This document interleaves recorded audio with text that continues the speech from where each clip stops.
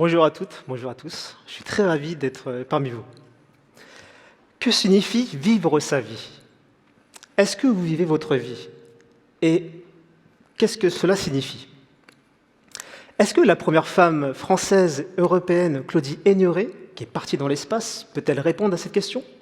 Ou bien le célèbre publicitaire Jacques Séguéla? Ou bien d'autres encore, Philippe Lucas, Yann Arthus-Bertrand, Jean-Louis Etienne, ou le pionnier de la greffe du foie, Karim Boujdjema? Eh bien, ces personnalités, je les ai rencontrées. Pas avec un carnet d'adresses garni d'avance. J'ai simplement fait un coup de fil. Et ils m'ont répondu.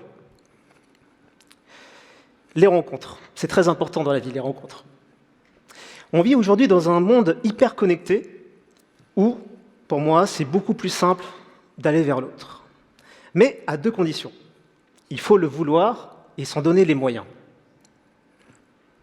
Et vous? Est-ce que vous vivez votre rêve?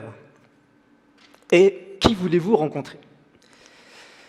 Il y a 6 ans, j'ai rencontré un monsieur qui s'appelle Ghassan Mkabari, 69 ans, dans une gare, et je le voyais faire des figures extraordinaires. Équilibre sur 2 mains, sur un skateboard. Je ne sais pas s'il y a des fans de Dragon Ball Z dans les parages, mais pour moi, c'était tortue génial, quoi. J'étais fasciné par le personnage. Depuis, on s'est entraîné dans la même salle de sport, et j'ai vu toute l'émotion qui suscitait autour de lui, parce que Ghassan, c'est quelqu'un qui partage, quelqu'un de généreux. Et là, je me suis dit, tiens, interviewe-le. Et donc, c'était la première personne que j'ai interviewée. Depuis, je me suis dit, il existe certainement d'autres Ghassan, imprégnés de cette même énergie, de vouloir transmettre.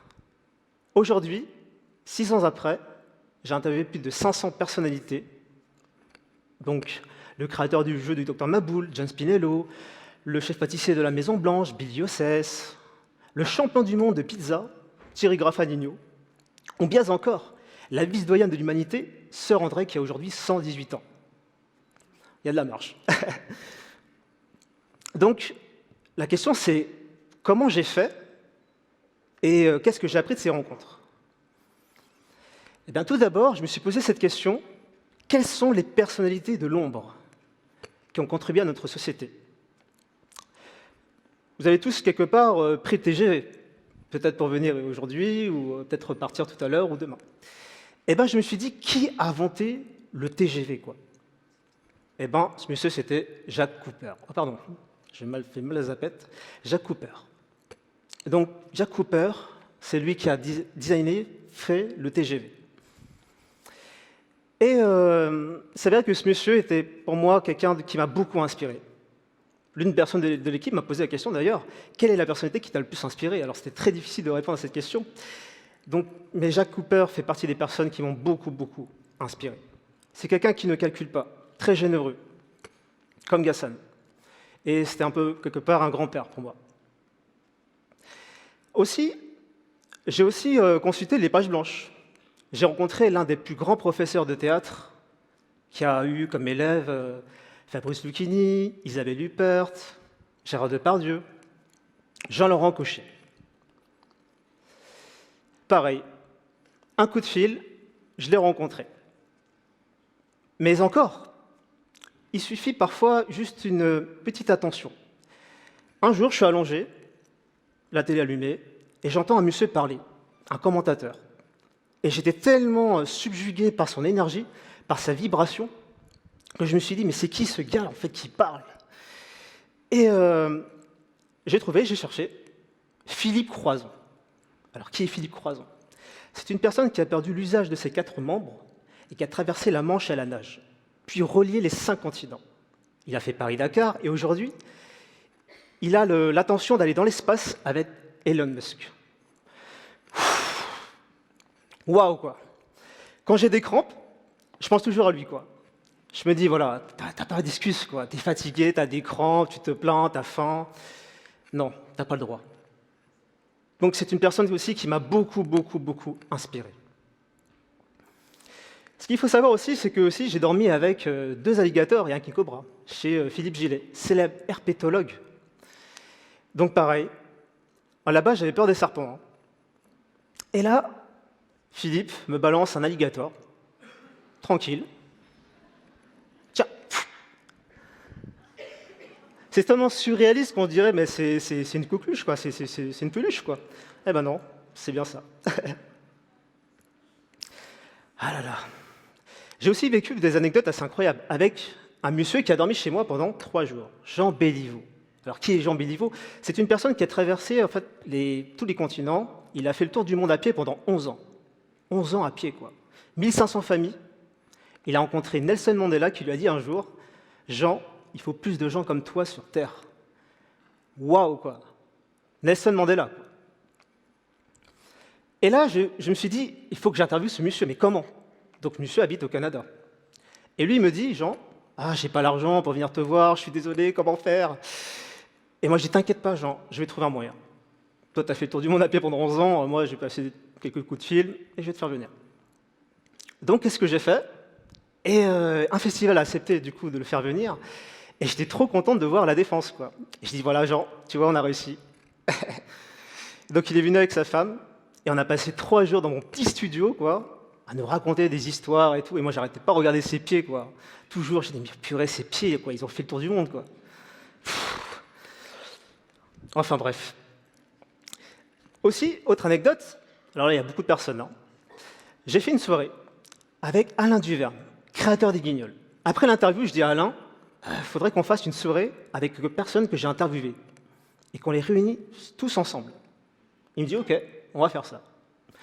C'est une sorte de TEDx quelque part, mais dans un appartement. Et là, on a passé un moment fabuleux avec une vingtaine de personnalités. Et là, il y a eu un moment, comme aujourd'hui, de silence où chacun écoutait l'un et l'autre. Enfin, c'était vraiment très... c'était magique, quoi. Il y avait un respect. Ce qu'il faut savoir aussi, c'est que pourquoi ces personnalités ont-ils accepté aussi de me rencontrer? Eh bien, en fait, il faut être soi-même, tout simplement. Alors, ça paraît bateau de dire ça, mais il faut aussi montrer qu'on est faible, en fait, par moment. Qu'on est... comment dire? Il ne faut pas cacher, en fait. Moi, j'ai souvent dit, ah là, je suis venu, j'avais pas beaucoup d'argent, donc j'ai pris le bus pour venir vous voir. Et la personne, en fait, elle est touchée, en fait, par votre parcours, votre discours. Et en fait, ça lui rappelle lui, quoi, ou elle, à ses débuts. Autre anecdote, Michel Anglade, pilote d'hélicoptère. Il a eu comme élève Yann Bertrand, qu'on connaît pour ses vues en photo aérienne. Il a eu Mireille d'Arc, il a eu Rémi Julienne. Et un jour, on se pointe chez lui avec Clément Leroy, quintuple champion du monde en équilibre. Recordman du monde en équilibre. Il restait plus que 24 heures sur un vélo. Plus de 24 heures sur un vélo, vous vous rendez compte, c'est... Et donc, Michel fait en sorte que Clément pilote l'hélicoptère. Et là, évidemment, Clément, c'est pas un pilote d'hélicoptère. Et là, donc, vous imaginez, quoi, l'hélicoptère qui...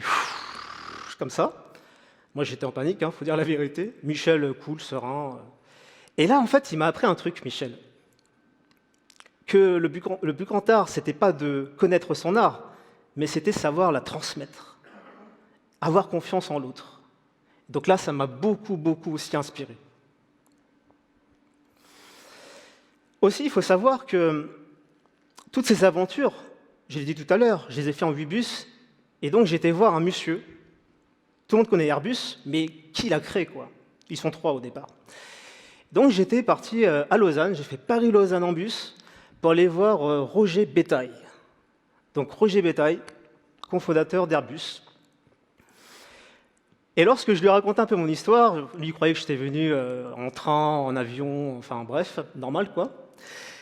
Et je lui raconte, je dis voilà, monsieur Bétail, je suis très honoré de vous rencontrer. Comment vous êtes venu? Je suis venu en bus. Et là, ça l'a touché.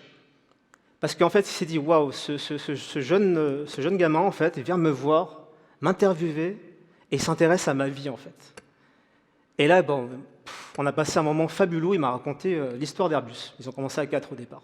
C'est devenu ce que c'est devenu. Aussi, il faut savoir, c'est que un non n'est pas forcément un non définitif. Parfois, on vous dit non aujourd'hui, ça ne veut pas dire que c'est non jusqu'à la fin de votre vie, quoi. Je vais revenir à Monsieur Cochet, le fameux professeur de théâtre. Qu'est-ce qui s'est passé? J'ai acheté un de ses livres, et dans son livre, il cherchait un poème d'Henri Beck. Et il a jamais retrouvé ce poème, en fait, depuis des années. Et moi, j'ai eu l'idée de faire un livre, en fait, d'imprimer ce fameux poème, que j'ai trouvé sur Internet, hein, et, et lui offrir le jour de son anniversaire, le 13 janvier. Parfait. Qu'est-ce que je vais faire? Je me pointe chez lui à 10 heures du matin, le 13 janvier, et je lui dis, Monsieur Cochet, tenez, joyeux anniversaire. Et là, il me dit, mais il ne revenait pas, en fait. Le soir, il me rappelle, et ça l'a vraiment touché, hein. Et il me dit, voilà, j'ai tellement été touché par votre geste qu'on a même étudié les poèmes d'Henri Beck avec mes élèves. Quelques temps plus tard, on fait l'interview. Il m'a fallu attendre 4 ans. 4 ans pour pouvoir l'interviewer. Donc voilà. Ce qu'il faut savoir aussi, c'est que même un refus, c'est pas grave en fait. Moi, j'ai voulu interviewer un astrophysicien et il m'a répondu, il m'a dit non, je vais pas être interviewé par toi parce que tous les gens que tu as interviewés n'ont aucun lien avec moi. Moi, je pensais que les étoiles, les planètes, tout était interconnecté, hein, qu'il n'y ait pas de frontières et tout. Et là, j'ai une idée. Je me suis dit, mais pourquoi tu n'interviewais pas l'un des plus connus en fait? Et là, j'ai eu l'idée d'interviewer Hubert Reeves. Hubert Reeves m'appelle, Monsieur Kittirat, OK pour l'interview, rendez-vous chez moi. C'est ça la magie en fait. Vous inversez l'énergie. Il m'a reçu chez lui, en chaussettes colorées. Et ce qui était génial, c'est qu'en fait, c'était plus lui qui me posait des questions. Et là, voilà. C'est des moments comme ça qui m'ont beaucoup marqué. Bon, non, ça, c'est la personne d'après. Pour finir, qu'est-ce que j'ai appris de ces rencontres? Eh bien, quelque part, ces rencontres, toutes ces personnalités me ressemblaient, par leur timidité, par leur courage, leur pugnacité, leur sensibilité. Qu'au-delà du rêve, j'ai découvert quelque chose de fabuleux qui était l'inattendu. L'inattendu, quoi. Je pense à cette phrase de Laetitia Guinaou, ambassadrice L'Oréal Coiffure, que j'ai interviewée. « Je suis une éternelle apprentie. On n'en finit pas d'apprendre. La curiosité. » Au départ, quand j'ai été voir ces personnalités, je me suis dit, tu vas être rassuré en allant les voir, mais ce n'est pas du tout le cas, en fait. J'ai toujours peur, et même en allant les voir, j'ai toujours peur. Et en fait, il faut avancer avec cette peur, et qu'il n'y a pas de bons ou de mauvais moments. Je pense à cette phrase de Philippe Croison, qui avait dit un jour, « J'ai d'abord une idée, ensuite j'ai les informations, j'ai peur, mais c'est trop tard, l'aventure est lancée. » Et ça m'est aussi resté gravé dans la tête.